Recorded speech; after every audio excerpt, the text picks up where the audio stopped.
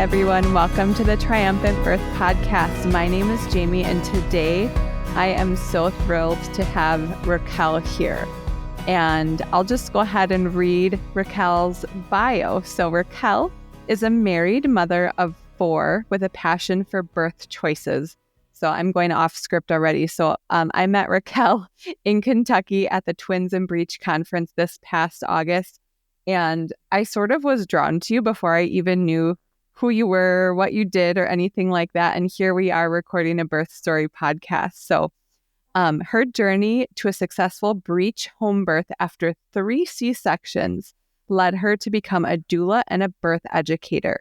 Together with her husband, they teach birth classes with a focus on empowering birth partners in becoming birth advocates. They provide support for families in California from Ventura to Santa Barbara County. In addition to being a doula, Raquel also partners alongside Midwife, Blyss, and Dr. Stu with the Birthing Instincts podcast. Being able to join this amazing duo and be a part of something that played such a huge role in her last birth story is what feeds her soul daily. Her love for her husband is unbound and only matched by her love of animals. He is the life source that gives her life and cannot believe how the universe has given her such a great support system. She feels so blessed to have him as a husband. And Raquel told me that her husband helped write the bio. So welcome, Raquel.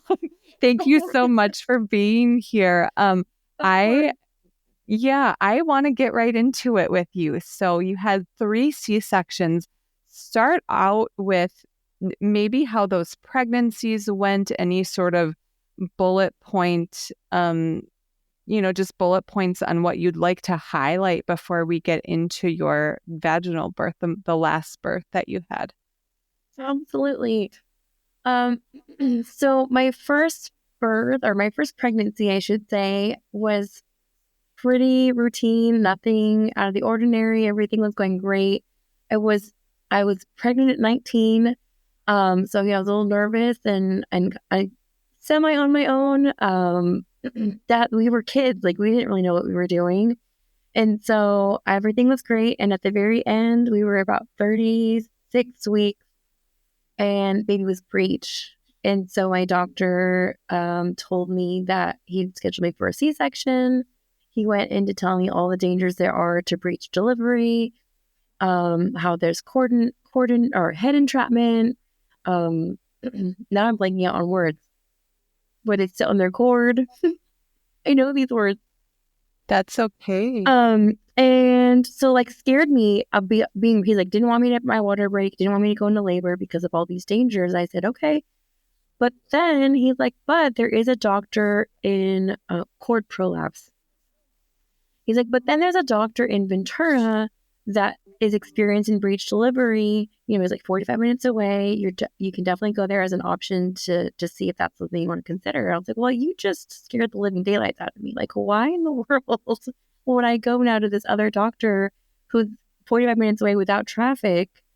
So no, I'll stick to my C-section. He told me yeah, if it was my daughter, I definitely would want her to go for a C-section as well. So yeah, that kind of started that seed of breech is dangerous, and I was terrified. And so was the pregnancy, sorry to interrupt you, was the pregnancy good up until that point? And it was the only thing was that the baby was breech for some reason. Yeah. And was that doctor, did you even know who the doctor was at that point? The doctor I had a doctor, he's now retired. His name was forget his name. I'll remember his name later. No, that's okay. I mean, ultimately, you didn't choose to go to that doctor because the doctor in Ventura is Dr. Cole. Okay. I don't know if he's still practicing and still doing breech, but that doctor was still delivering breeches up until I know of when I had my 4th baby. Sure. And just for our listeners, so what we know, of course, is that any sort of risk communication without actual numbers or without the full picture is not true information that you would need to give good consent or to give consent based on good information. You didn't have good information. So Sorry, Correct. We continue. call it fear-based care. Yeah. The doctor wasn't comfortable with his skills in breech, so he wanted to make sure that I went down a path with him that would fit his security in his experience. So that was truly unfortunate. The hospital I delivered at had a breech.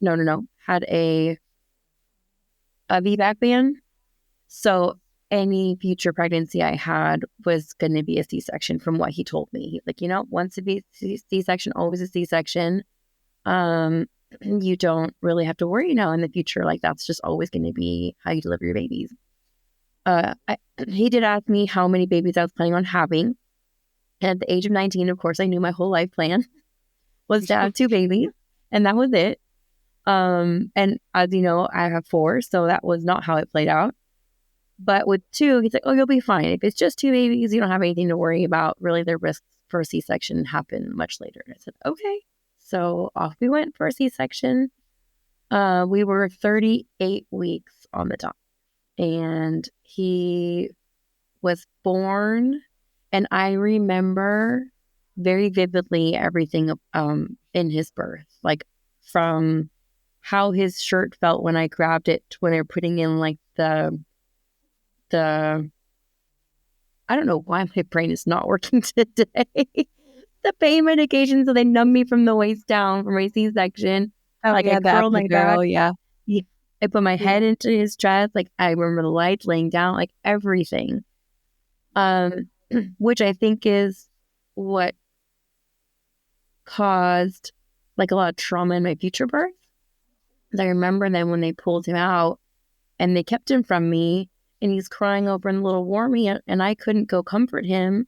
And then they got him to calm down. They bring him over and they put his little face next to my face, and I get to see him for like 2 seconds, and then they whisk him away, and off he goes with his dad. And I'm just kind of alone in this room as they're stitching me up and putting me back together. And I think it's like half an hour, 45 minutes later, I get to reunite with him. And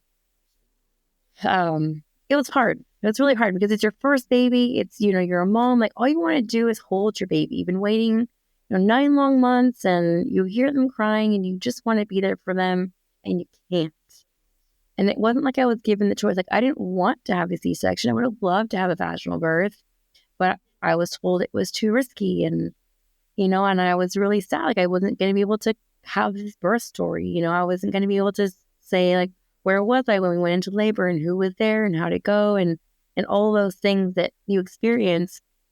I was told, like, when you're going to be there, what time you're going to be there, what you're going to wear, what to wear the night before, or what to do the night before. Like, all these things, I was told what was going to happen. So that was really sad for me, really hard to accept. Mm-hmm. For number 2, it was a little easier because I could already known, like, this is what's going to happen. So I didn't have to deal with the letdown of, like, possibly I could have a baby vaginally. No, it was just like automatically, like, this is what it is. Unfortunately, she was head down, and I still was not allowed to be back because of the VBAC ban. So that was disappointing when I went for a 36-week appointment. Like, okay, well, she's head down. And I was like, oh man, I kind of wish she were breech so that I wouldn't feel like robbed again. So I had her. I remember much less of her birth. And I think I did that as like a trauma response, as I remember how painful it was to let my first baby go. At the second time, I don't remember anything. I don't remember what I wore. I don't remember how I felt. I don't remember, like, nothing. I barely remember the hospital stay. And bringing her home. I remember bringing her home. But I don't remember the birth at all. And that breaks my heart. There's huge disconnect. And I think I've really tried to overcompensate that for her as like a mom, growing up in her life, is that there's this heavy guilt that I don't remember much. Yeah, I want to leave it at that. Yeah. It's something that we've talked about before on the podcast, of that almost like a dissociation being like a protective mechanism for yourself because of the trauma. And it definitely is heavy. And you're definitely not the only person who has gone through that. I do have a question about your first birth. So you said you were reunited with your son after like a half an hour or 45 minutes. Was there anything with was that just the standard process at that time, the standard of care? Yeah. Yeah. So they did all the measurements in the warmer. They bundled him up. They brought him over. And then he went with his dad into like the recovery room, and they did more weighing him and measuring his head and all that stuff. And while they were stitching me up, they were doing that. So then once I get to the recovery room, that's when you get reunited. That's pretty standard. There was nothing out of the ordinary in that aspect. That was just kind of how they did things back then. And still, I mean, obviously it was traumatic, and it's traumatic for a lot of people. So I just wanted to clarify that it was the standard of care, and it's not good enough because it causes trauma. Yeah, exactly. I know they're working on that now. Like they do try to do like skin to skin. They take the baby to the warmer now, and then they bring the baby and they let you have the baby on you for skin to skin for a little while. And then once it's time to move you out of that room, out of the surgery room to the recovery room, then they give the baby over to dad and put him in the little bassinet. So you walk down together. So they do try to keep you together a little longer now. But this was almost 21 years ago, and that was not. What? No, you're not that old. Oh my, Raquel. Yes, ma'am. Well, good for you. Thanks.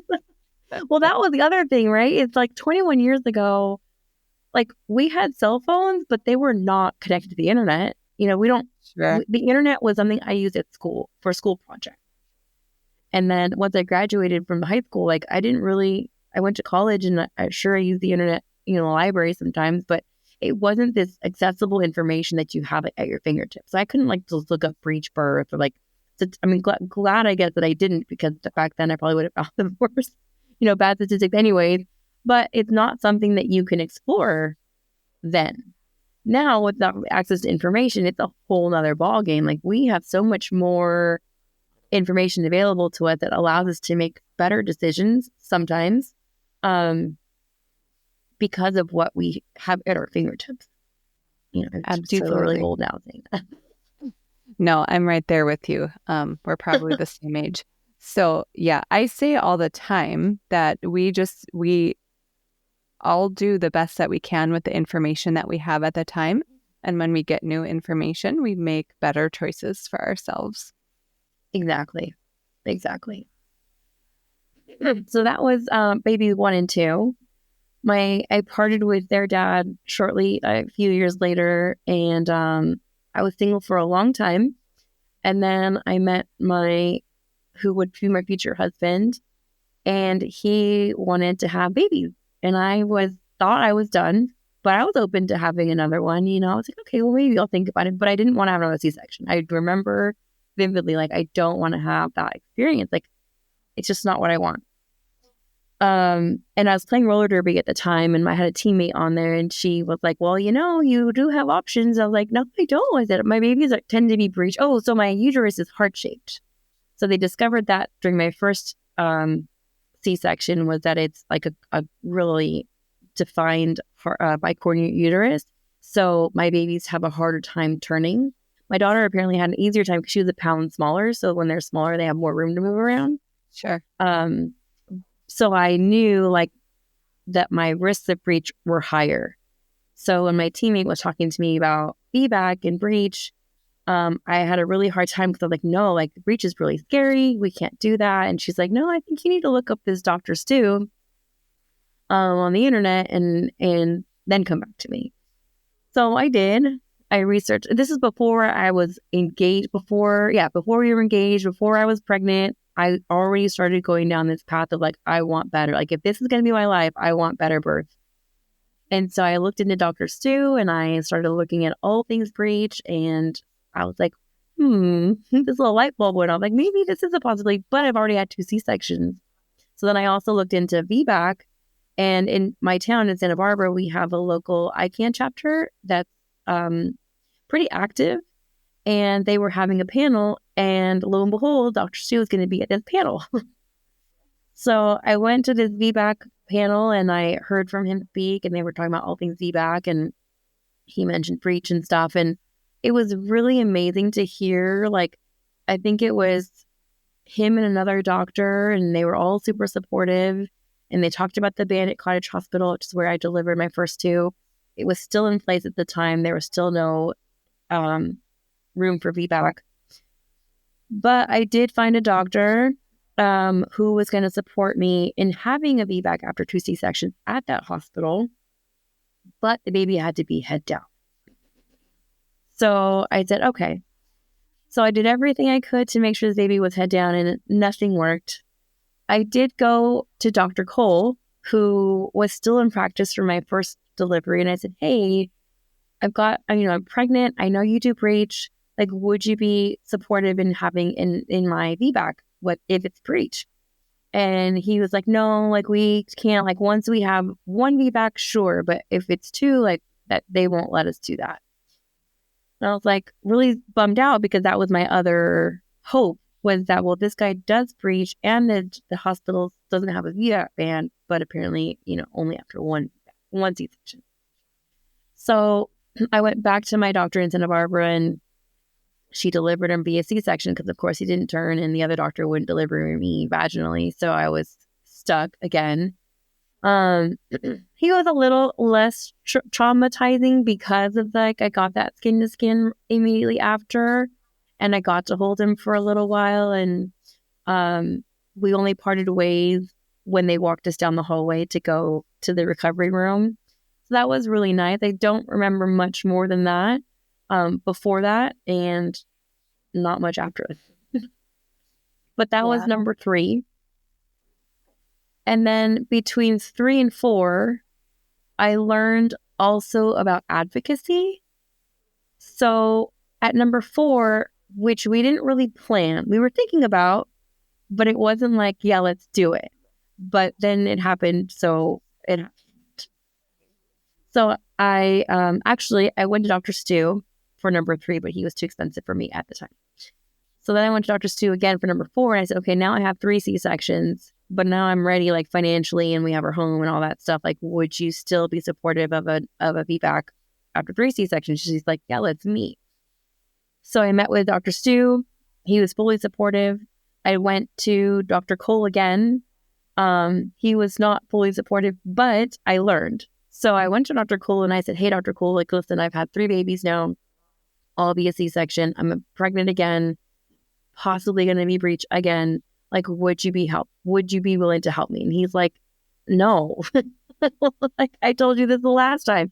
And I said, I understand that. I said, but can you force me into something that I don't want, into a C-section, if I'm declining? And he kind of looked at me frustrated, because he knew the answer was no. He couldn't force me into it. And I always get so mad. Had I just asked that question the last time, maybe I could have done it with number 3, but that's not how it worked out. So that's why I say between number 3 and 4, I learned a lot about advocacy and question and pushback, and what you're allowed to do and what you're not allowed to do. Like, really, it's your terms. The doctor may tell you what you're allowed and allowed not to, but really, it's what do you want? You're the client. You're the one paying them. They do what you say. It's not always great when because although he said, no, I can't force you into a C-section, I was going to have to go show up in labor fighting the hospital, because they were going to want me to have a C-section.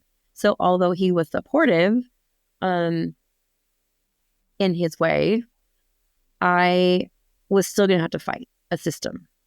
And so we went home, and we talked about Dr. Stu, we talked about Dr. Cole, and ultimately, why would I want to be fighting in a hospital in labor? That makes no sense to me. And all that stress can really affect the outcome, and hospitals and nurses and everybody. So we just decided to stay home. We felt that was the safest for us. We felt that was where we would have the higher success rates.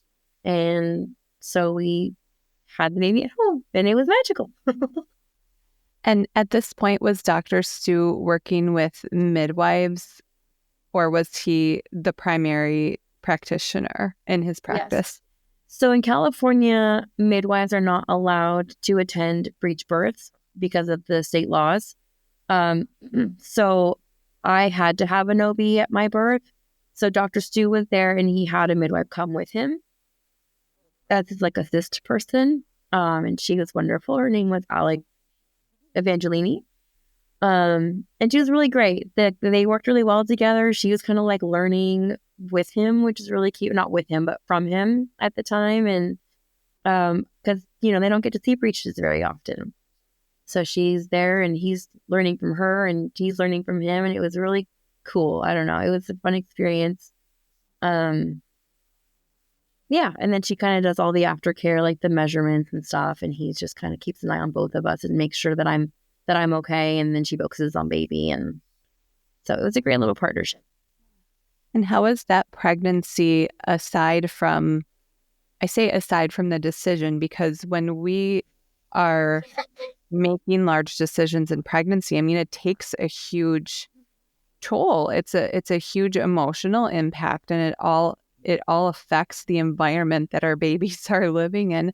So outside of that huge decision, was there anything else of note within your pregnancy that was any different from your first three, or anything besides your own anatomy with a heart-shaped uterus that was a consideration? Yeah. So like I said, for number 3, it was the potential that I could possibly have a vaginal birth, and I had got him to be able to turn head down. So that was an emotional roller coaster. Like it was like exciting because I had the opportunity, but then again, I had to get him to turn. So I was doing everything that I could. I was like standing on my head and, side leanings and inversions and acupuncture and chiropractor work and moxibustion and all these things to try and get him to turn. It was super stressful. And then with number 4, where I knew it didn't matter whether she was going to be head down or breech, I was going to be supported either way. So I was able to really just enjoy my pregnancy and relax and have fun. And like, there was joy, just joy.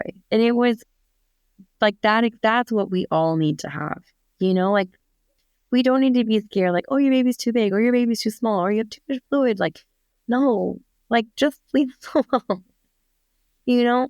That for the most part, most babies are going to be okay. Like, stop scaring us into these spaces where we're terrified of our pregnancy and like what's going to happen, and our babies are going to be okay. It doesn't need to be that way all the time. That was a huge thing for me. And that plays a lot into my doula work. It's like, okay, let's really sit down and look at what this doctor is saying and what are the real numbers, like you mentioned earlier. Let's look at the actual statistics versus like you're more likely to, or you have a higher chance of. No, let's look at the actual numbers. Like, you still have a 99.8% chance, of having a successful vaginal birth. Let's just relax a little bit, Some people may not relax a little bit. Who knows? But for the most part, most people can see those numbers and be like, well, that's not that bad, actually, Yeah, and that's the beauty of having the actual numbers, is that our individual comfort level or risk tolerance is going to be individual, but it's looking at the information pragmatically, and we can actually see what's real and true and what's out there to the best of our knowledge. Because research, that's a whole nother rabbit hole to go down as far as how good the numbers are. But yeah, I agree completely. When did you become a doula in this whole process? I think I became a doula during my 3rd pregnancy. At that point, everybody, like, I was researching pregnancy for months before I got pregnant, like how to have a successful birth and what you need and what does the VBAC mean and what are those risk factors and what is breech and what are all these things that can happen to your body. And I did not realize then that I was really preparing myself to be a doula. And so people started coming to me at birth number 3 or after that and were like asking me all their, pregnancy related questions and for help. And even for C-sections, like, what do I expect? What should I do? So with number 4, when I learned the advocacy part, that's when I was really like, this really needs to be something that we all should experience. We all should be experiencing joy in our pregnancy. We all should be having choices. I watched my best friend, she wanted to have a home birth. And because of state laws, she had to be induced, naturally, but still induced. And how that goes, induction leads to higher rates of C-section. Even in a home birth, that happened to her. So she ended up having to have a C-section. But she's like, but I don't feel traumatized. Like, I don't feel the same way that you felt. And I was like, reflecting on that, I'm like, because you had choices. You chose. Granted, there was that point where she had to have the induction, but at the whole time during her pregnancy and in her labor, it was always like, what do you want to do? Do you want to keep going? Do you want to go to the hospital? Do you want to go to this hospital? Once you got to the hospital, do you want to keep trying here now? Do you want some extra help with Pitocin? Do you want some help with an epidural? Like, she had choices the whole time. So when she finally got to that point of having a C-section, it wasn't like this forced decision on you. It wasn't because she was scared. It wasn't because of anything other than that was her decision. And so I really feel so strongly that even if we get to that point of a C-section, which is people's like worst case scenario, if we do it the right way, and if we do it in a way where the mother feels empowered, then we are eliminating trauma right there.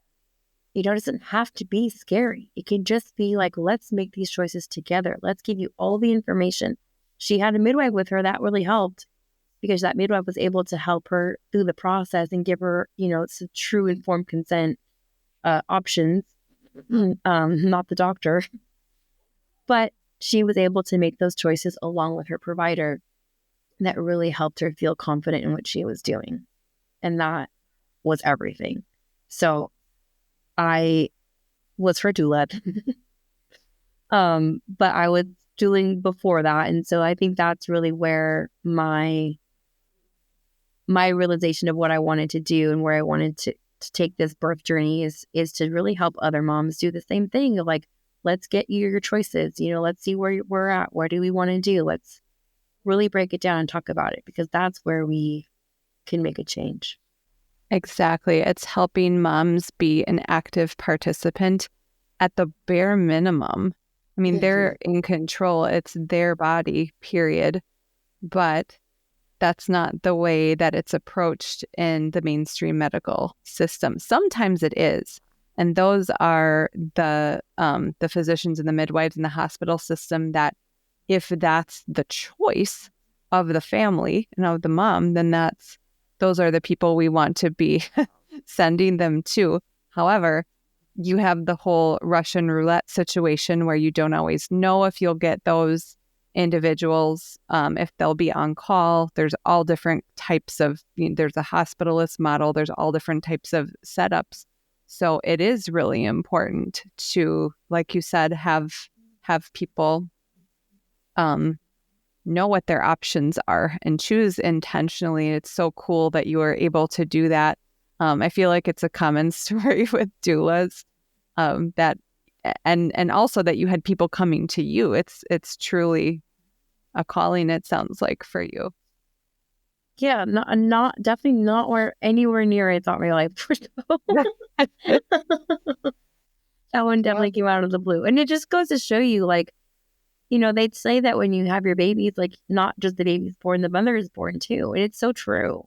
Your experience can really make a change in who you are as a person, depending on what you experience. That was a really powerful moment to birth my baby in my living room and be like, I'm going to cuss on this podcast, but like, fuck you, system. Like, you told me I couldn't do this. You told me Breech was scary. You told me VBAC was impossible.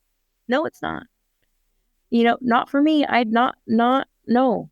And that's not fair that's all I've been told for 20, at that point, I guess it was 18, 19 years, that I had to be scared of my pregnancy. I had to be scared of my baby being Breech. Like, that wasn't fair. That was a lot of trauma I had to process And sometimes I still think that I am not ever done processing it.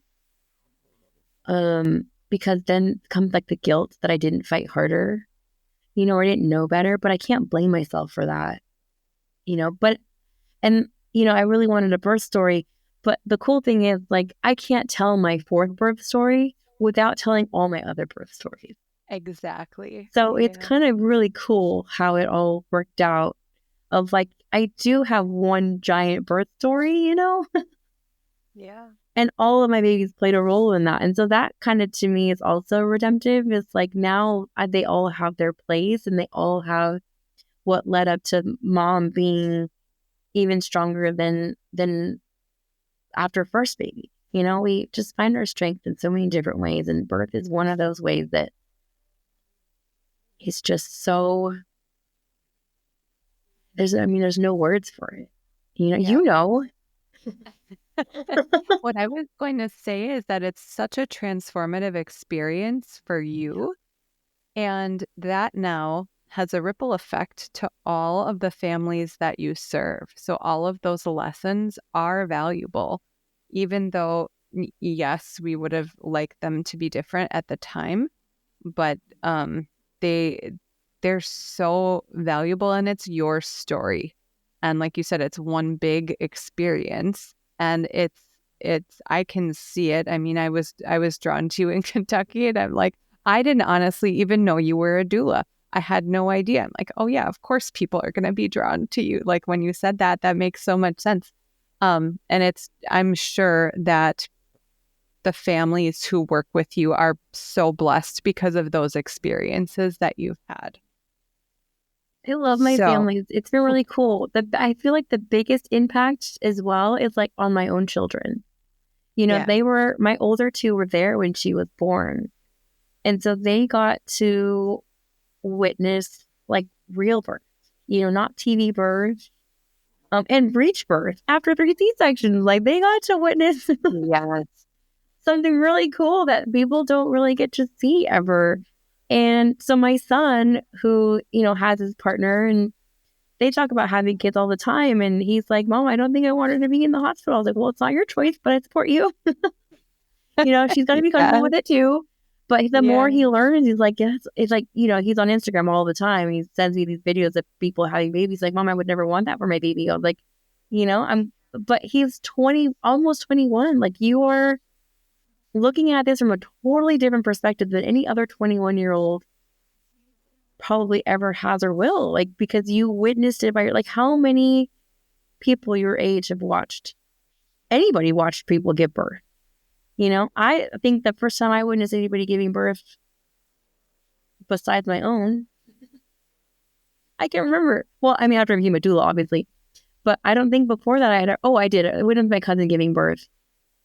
It was really cool, but her birth was really fast. And with like, she's like, I think I feel something.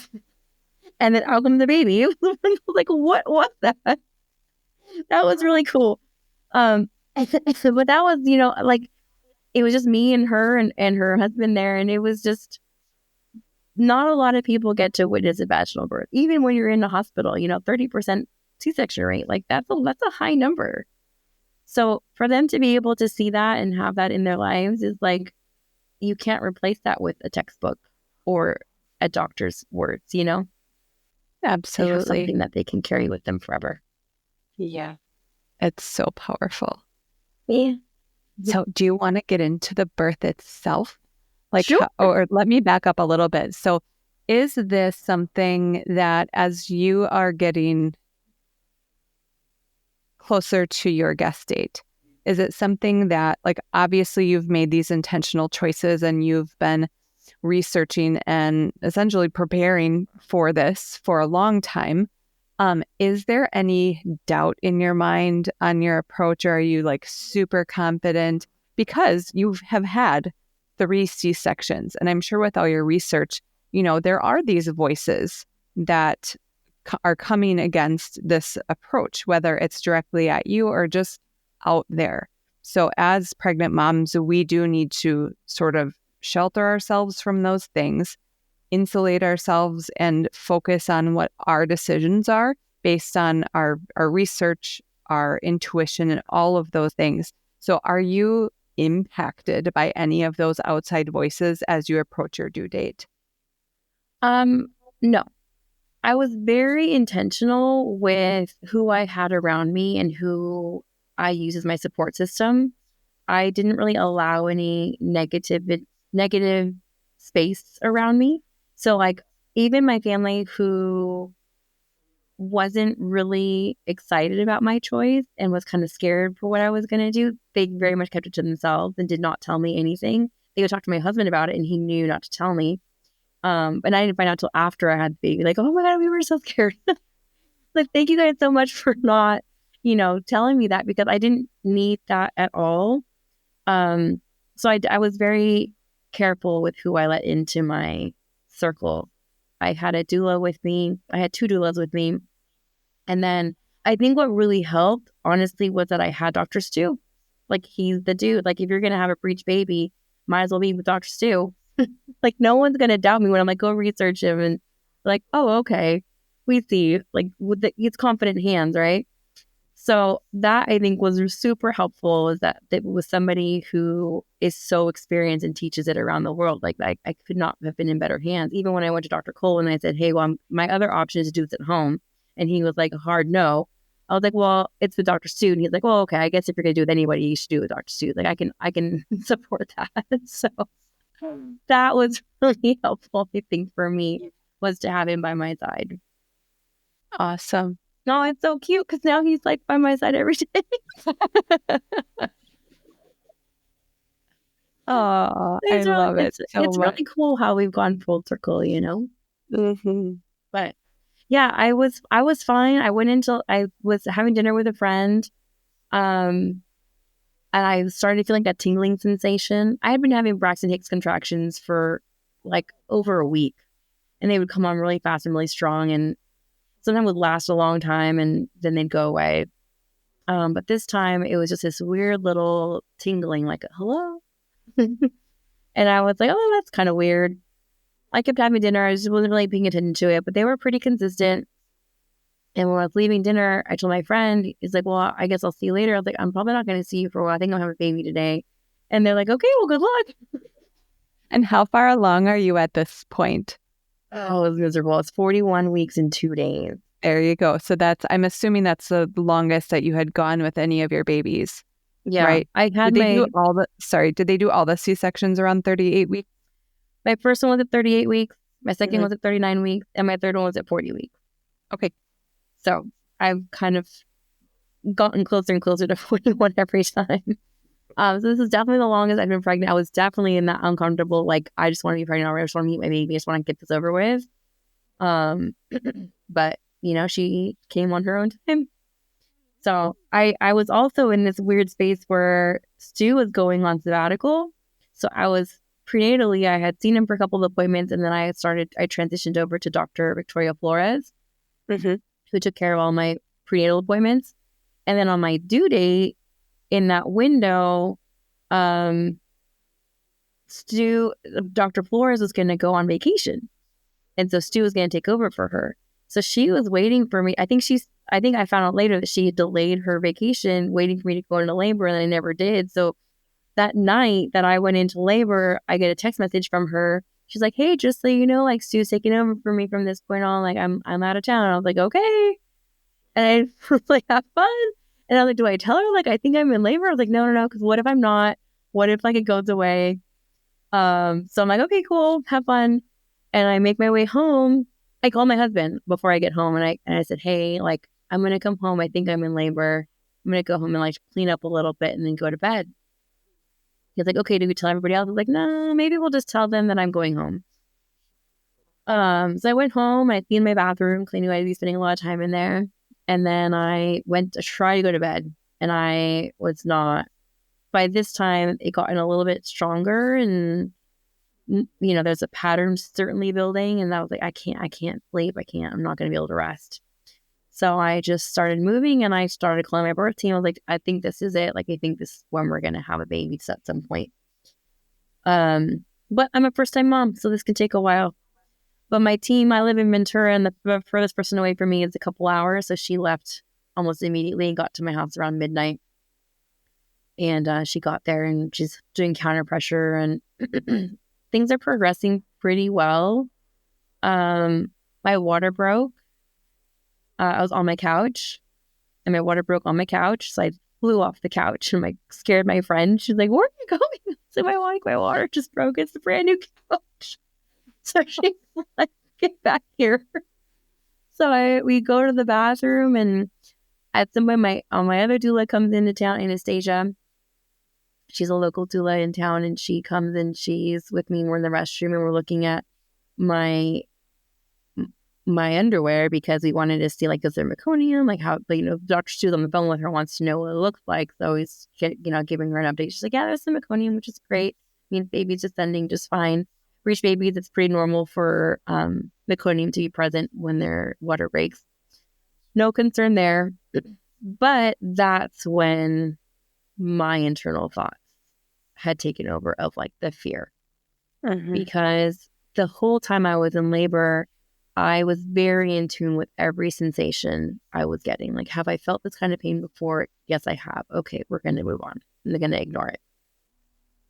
But when my water broke, I've never felt that sensation in my life. So I had no idea what that was. I didn't know if that was my water. Did I rupture? That was when I had this moment of fear. So I'm sitting there on this toilet, and my doulas are in there with me, and I started to cry, and they're like, "What's going on?" I said, "I think I'm afraid of rupture. Like, what if that was it?" And they're like, "No, that's not what rupture looks like." And they was explaining to me, like, how your labor kind of changes. It doesn't really stay on a pathway. There's bleeding. There's other things that can be seen, but none of those signs, that's what they were seeing. So everything was okay. And so I said, okay. And I just took that out of my head, and we moved forward. It's like, okay, you've reassured me and I'm confident again, and let's keep going. And so that was my one moment of weakness where I was like, oh shoot, like, I've never felt that before. And then the rest of the time, we left the bathroom, and I think I laid down for the rest of my labor. I laid there on the floor with my doula in my head in her lap, and just breathing through contractions. And the doctor was trying to get there on time. He was worried he wasn't going to make it, apparently. How far away is Dr. Stu from you? Calabasas, it's like I want to say like an hour away, but it was nighttime, so 45 minutes. Yeah. But I think, when it had happened so quickly, like I think they probably messaged him around 10. He was probably at my house around 2. Like, that's a pretty quick turnaround time for a first time laboring mom. So it's like, well, are we sure? So when he got there, they did give me one cervical check. That was probably the worst part of my labor. Because first of all, I was on my side. I went to my back, and that was super painful. So, like, I'm not doing that. So then I went back to my side. They checked me, and I was fully effaced, and I think like maybe 8 centimeters dilated. And wow. And when you say first time mom, just for our listeners, like, obviously you've had 3 babies before, but your cervix has never dilated fully before. So that's what we're referring to here. Yeah, so that's a good clip for your first vaginal birth. Yeah, I don't think I realized how fast it had gone, but it had gone pretty quickly. I started, like I said, I started feeling sensations around 6. I think I was confirmed in labor by 10 o'clock, and then I had her at 7. So they checked me, and I was dilated, and then Stu went to bed and was waiting, because then there's nothing really to do. So I think at that point I got into the water. We had set up the pool by then, and it was really warm and nice, and it was really relaxing.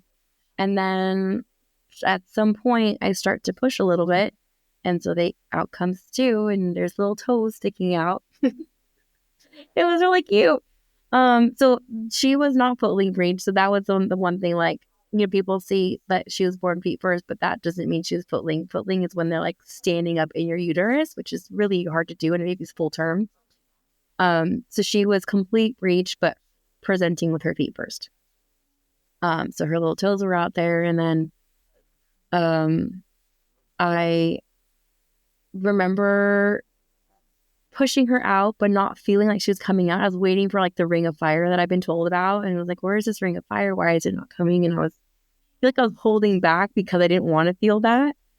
But at some point she was like sitting on the tub. Like I'm leaning on the tub and my bottom is kind of low to the ground. So I'm pushing, but I'm pushing against the bottom of the tub at some point because she's come out.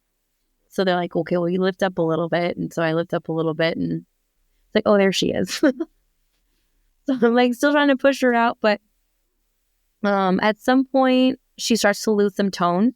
So Dr. Stu's like, let's get her out. So like, stand up and get you over the couch. And I was like, no, I'm not going to move to the couch. Sorry, I'm going to just stand up and I'll just push her standing. And so I stand up and he kind of rotates me around so that I'm facing him at least. And he pops her arms out and does her shoulder press. And out she comes. Like seconds she was out. She was a little floppy, which is kind of normal for breech babies. They come out with like lower APGAR scores.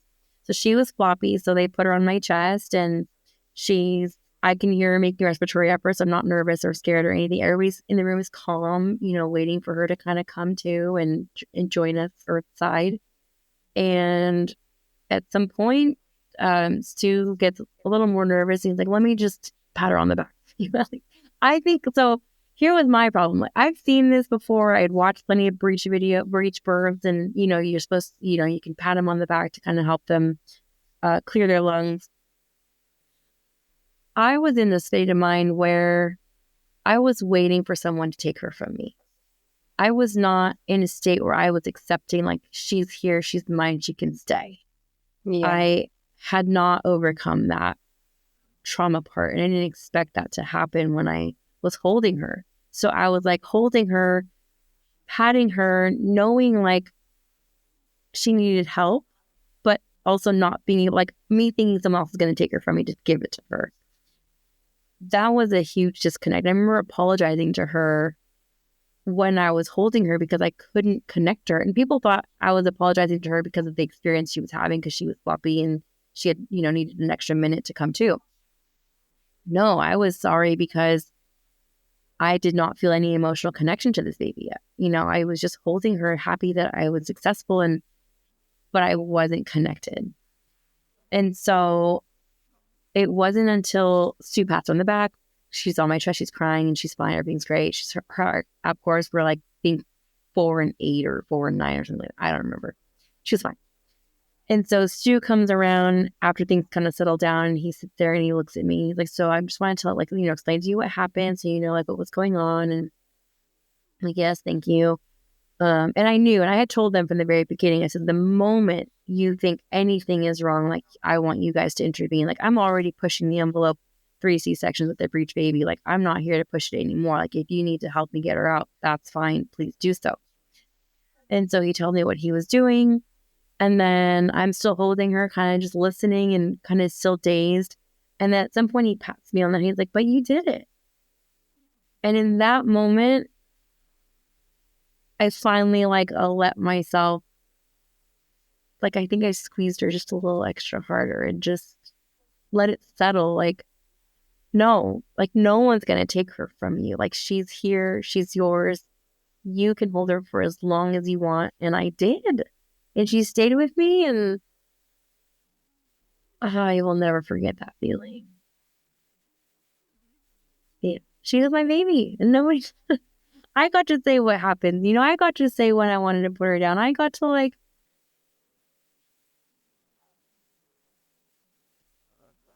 Sorry.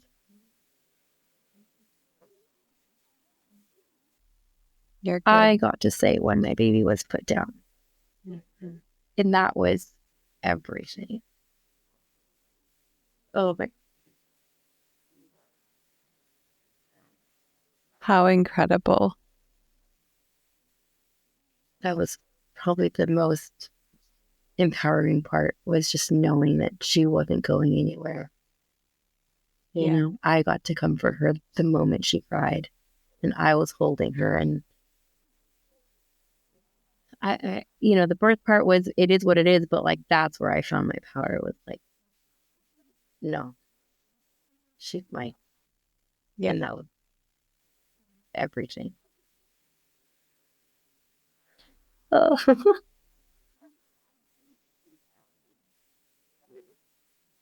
You I think that's where, like, I feel the guilt. It's like, I didn't get to give that to my other baby. That's hard. That's really hard to let go of. Because you wonder, like, how much could that have changed? Who knows? I don't know. Life. They're confident. They're, well, we'll never know. But yeah. I think the beautiful thing about life and about all of our individual experiences is, I mean, we're all growing, hopefully, and transforming in our experiences. And so if we are doing that, it's a requirement that we have experiences prior to our like each subsequent experience that we have is going to be more transformative, and we're going to be learning more.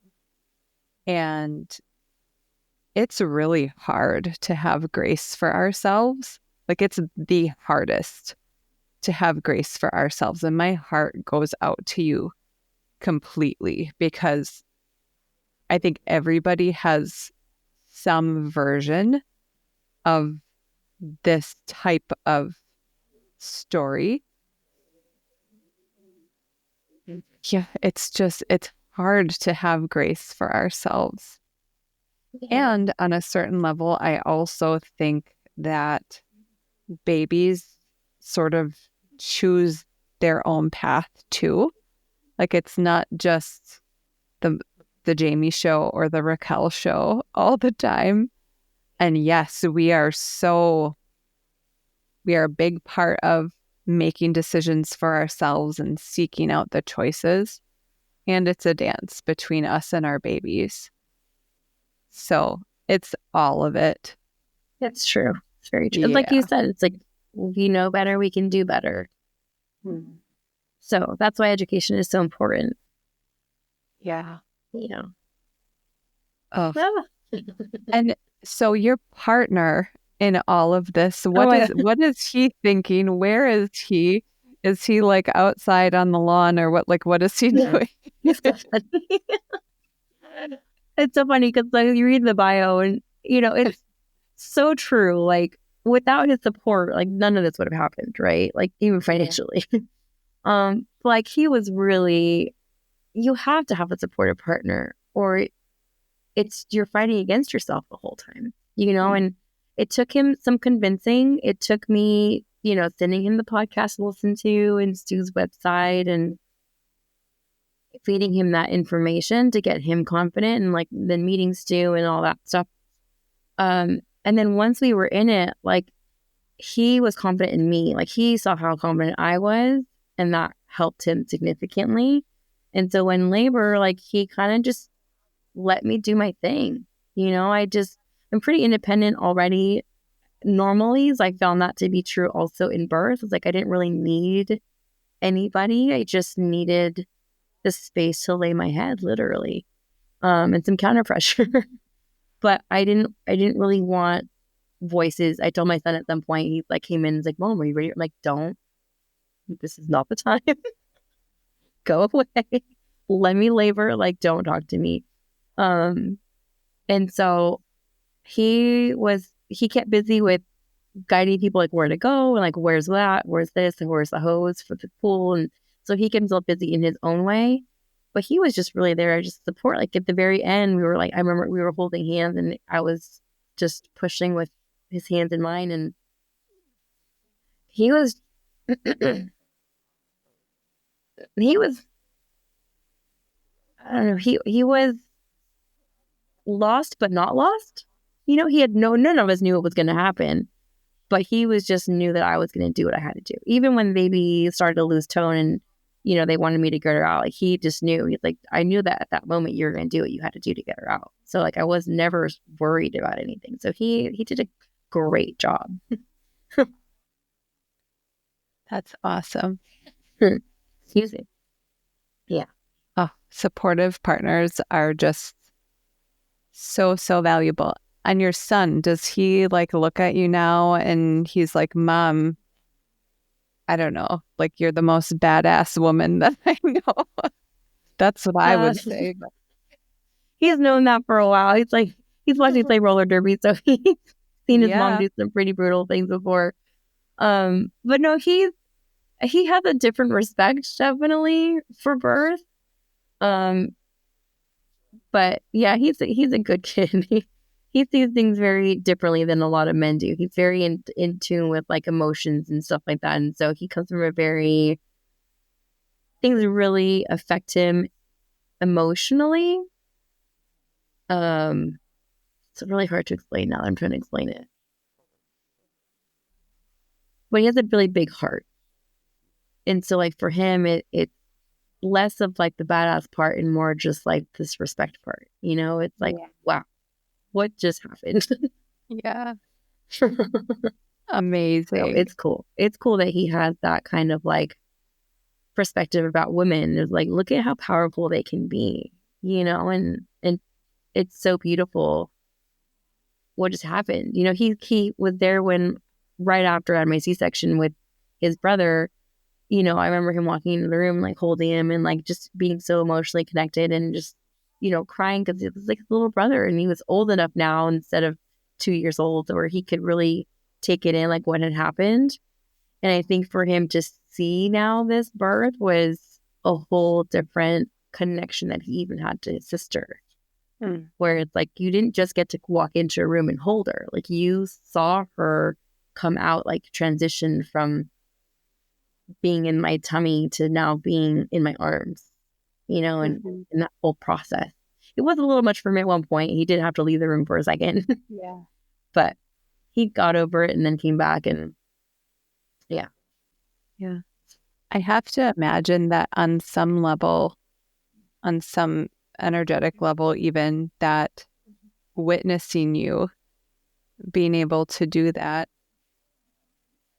was, I have to believe that on some level it was creating an opportunity for him to do some healing as well of his own birth experience. So it's just an observation, and who knows, you know, what level of that is true.